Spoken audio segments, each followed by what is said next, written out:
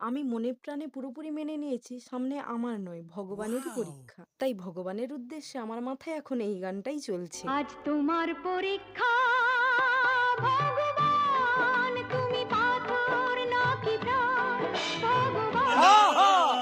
আহাহা! নাচিয়া wow! বাহ! বাহ! বাহ! বাহ! বাহ! বাহ! বাহ! বাহ!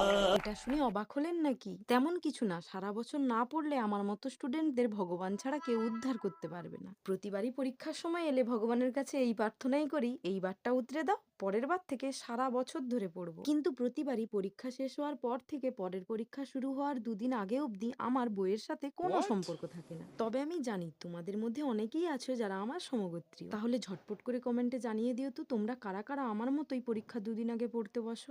যাই হোক, আজ সকাল সকাল মায়ের থেকে পেট ভর্তি করে বকুনি খেয়ে বইগুলোর মুখ দর্শন করেছি। আপাতত বইগুলোকে ধুলো মুক্ত করে ফেলেছি, এবার পালা আমার মাথাটাকে ধুলো মুক্ত করার।